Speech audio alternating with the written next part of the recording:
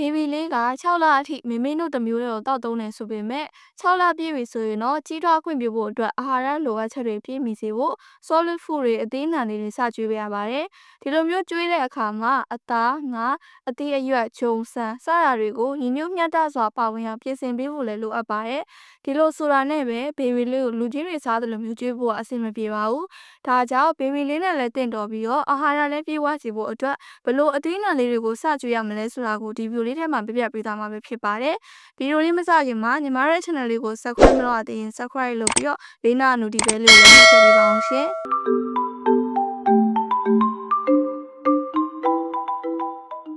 ပထမတစ်မျိုးကတော့မုံလာဥနီပဲဖြစ်ပါတယ်။မုံလာဥနီကအရာအသွေးလှပသလိုအာဟာရလည်းကျွဲဝပါတယ်။အမြင်တက်ကျွဲဝတာကြောင့်ဘေဘီလေးရဲ့အစာရှည်စနစ်ကိုကျန်းမာစေပြီးတော့ဝမ်းဖိုင်လေးကိုကျန်းမာစေမှာပါ။ဗီတာမင် A ပါဝင်နေတာကြောင့်အမြင်အာရုံကိုကျန်းမာစေနိုင်သလိုကိုယ်ခံအားကောင်းစေဖို့လည်းထောက်ပံ့ပေးပါတယ်။နောက်တစ်မျိုးကတော့ဟင်းနုနယ်ပါ။အစင်းရောင်ရင်းရည်လေးနဲ့တန်တက်ကျွဲဝတဲ့ဟင်းနုနယ်ရွက်လေးကလည်းဘေဘီလေးကိုခန္ဓာကိုယ်မှာအင်အားပြည့်စေဖို့ထောက်ကူပေးသလိုကြီးထွားဖွံ့ဖြိုးဖို့လည်းထောက်ကူပေးပါတယ်။ဘေဘီလေးကိုသွေးရတဲ့ယောဂမဖြစ်စေဖို့လည်းအကောင်းဆုံးထောက်ကူပေးနိုင်ပါရဲ့ရှင်။နောက်တစ်မျိုးကတော့ရွှေဖယုံသီးပါ။ဘေဘီလေးရဲ့အမြင်အာရုံကိုဆွဲဆောင်နိုင်မဲ့အရာအသွေးကိုပိုင်ဆိုင်ထားတယ်လို့ခလေးကြိုက်အရသာလေးရှိတဲ့ရွှေဖယုံသီးလေးကလည်းဘေဘီလေးကိုအစအဆုံးမိတ်ဆက်ပေးတဲ့အသီးလေးတစ်မျိုးပဲဖြစ်ပါတယ်။ရွှေဖယုံသီးမှာဆိုရင်အမြင်အာရုံကောင်းစေနိုင်တဲ့ဗီတာမင် A ပါဝင်တယ်လို့ဘေဘီလေးရဲ့ကိုယ်ခံအားဖြည့်ပေးမဲ့ဗီတာမင် C လေးကျွဲဝစွာပါဝင်နေပါတယ်။အဲ့ဒါအပြင်အမြင်တက်တဲ့ဘေဘီလေးအတွက်လိုအပ်တဲ့အာဟာရတွေလည်းပြည့်ဝစွာပါဝင်နေပါရဲ့ရှင်။နောက်တစ်မျိုးကတော့ထောပတ်သီးပါ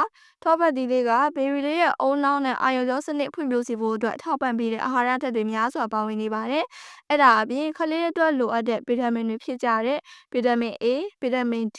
ဗီတာမင် E နဲ့ဗီတာမင် K တို့လည်းပါဝင်နေပါတယ်။အမြင်ဓာတ်နဲ့ဖိုလိတ်ဓာတ်တွေလည်းပါဝင်ပါတယ်ရှင်။နောက်တစ်မျိုးကတော့ကစွန်းဥပါ။ကစွန်းဥကခလေးရောလူကြီးပါကြိုက်ကြတဲ့စားစာတစ်မျိုးပါ။ကစွန်းဥကကိုယ်ခံအားဖြည့်ပေးပြီးတော့အမြင်အာရုံကျန်းမာစေတဲ့ဗီတာမင် A တွေပါဝင်နေပါတယ်။ဒါတွေမကသေးပါဘူး။ဘေဘီလေးကိုကျန်းမာစေဖို့ထောက်ကူပေးတဲ့အမြင့်ဓာတ်မက်ဂနီစ်ဗီတာမင် B6 နဲ့ဗီတာမင် C တို့လည်းပါဝင်နေပါတယ်ရှင်။နောက်ဆုံးတစ်မျိုးကတော့ပဲပဲဖြစ်ပါတယ်။ပဲကဘေဘီလေးတွေကြီးထွားဖွံ့ဖြိုးစေဖို့ပြင်ဆင်ပေးတဲ့အာဟာရတွေထဲမှာဆိုရင်